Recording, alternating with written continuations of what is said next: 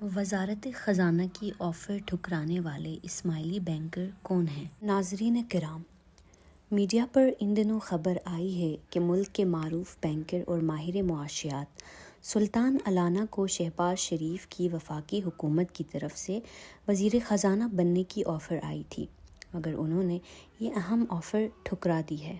اس video میں ہم آپ کو بتائیں گے کہ سلطان علی علانہ کون ہیں، ان کا اسماعیلی مسلک سے کیا تعلق ہے اور انہوں نے یہ اہم عہدہ قبول کرنے سے کیوں معذرت کی۔ دوستوں، سلطان علی علانہ ملک کے سب سے بڑے اور اہم بینک HBL کے بورڈ آف ڈائریکٹرز کے چیئرمین ہیں۔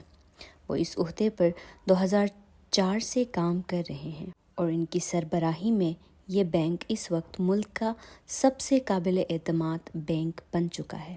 اس کے علاوہ وہ اس وقت Aga Khan fund for economic development کے ڈائریکٹر بھی ہیں۔ انہیں بینکنگ کے شعبے میں ان کی خدمات کی وجہ سے حکومت کی طرف سے 2006 میں ہلال امتیاز اور 2022 میں ستارہ امتیاز سے بھی نوازا گیا۔ سلطان علی علانہ 1959 کو کراچی میں پیدا ہوئے۔ ان کا تعلق کراچی کے ایک ممتاز خواجہ خاندان سے ہے جو اسماعیلی مسلک سے تعلق رکھتا ہے۔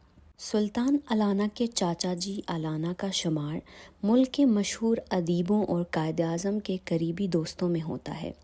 جی علانہ نے قائد اعظم کی سوانح عمری بھی لکھی جو Quaid Azam the story of a nation کے نام سے شائع ہوا۔ اس کے علاوہ انہوں نے ایک کتاب اسماعیلی جماعت کے روحانی پیشوا سر آغا خان سوم کے بارے میں تحریر کی۔ جی علانہ تحریک پاکستان کے اہم رہنما تھے۔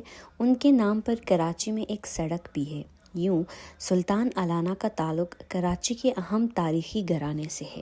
سلطان علانہ کراچی سے ابتدائی تعلیم حاصل کرنے کے بعد کینیڈا اور امریکہ کی بہترین یونیورسٹیوں سے میکینیکل انجینئرنگ اور مینجمنٹ سائنس کی اعلیٰ تعلیمی ڈگریاں حاصل کی اور ملک واپس آ گئے۔ علانہ نے 1985 میں سٹی بینک میں ملازمت شروع کر کے بینکنگ کے شعبے میں قدم رکھا۔ 1999 میں انہیں NDLC کمپنی کا CEO مقرر کیا گیا۔ اس کے بعد انہوں نے حکومت سے مل کر پاکستان میں مائکرو فائنانس بینکوں کی بنیاد رکھی اور 2002 میں ہی انہیں پاکستان کے معروف bank the first micro finance bank کا چیئرمین مقرر کیا گیا۔ ان کی بہترین کارکردگی کو دیکھتے ہوئے 2003 میں انہیں Aga Khan fund for economic development میں کام کی پیشکش ہوئی تو انہوں نے رضاکارانہ طور پر اس ادارے کو اپنی خدمات پیش کیں۔ اسماعیلی کمیونٹی کے موجودہ روحانی پیشوا آغا خان چہرم کا یہ ادارہ ترقی پذیر ممالک میں بینکنگ، سیاحت، ہوٹل، زراعت سمیت مختلف شعبوں میں سرمایہ کاری کرتا ہے اور ان علاقوں کی معاشی ترقی دیتا ہے۔ HBL بینک بھی Aga Khan fund for economic development کی ملکیت میں ہے۔ سلطان علانہ 2003 سے اس ادارے کی سربراہی کر رہے ہیں۔ 2004 میں انہیں HBL کا سربراہ بنایا گیا۔ اس کے علاوہ وہ معیشت اور ترقی سے متعلق مختلف حکومتی کمیٹیوں میں بھی کام کر چکے ہیں۔ وہ Aga Khan national council for Pakistan کے صدر تھے جب 2015 میں صفورہ کوٹ کراچی میں اسماعیلی کمیونٹی کی بس پر حملہ ہوا اور 46 اسماعیلی جان بحق کیے گئے۔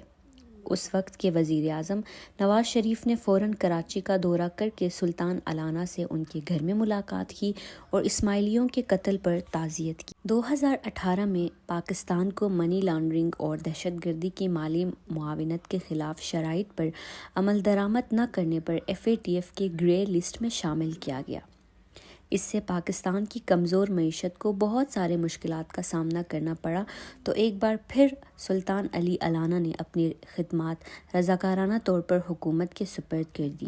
انہوں نے اپنے بینک HBL کے ذریعے پاکستان کی منی لانڈرنگ کے خلاف شرائط پر عمل درآمد کرانے کے لیے سفارشات کی اور حکمت عملی طے کی۔ ان کی انتھک کوششوں کی وجہ سے پاکستان کو 2002 میں گرے لسٹ سے نکالا گیا۔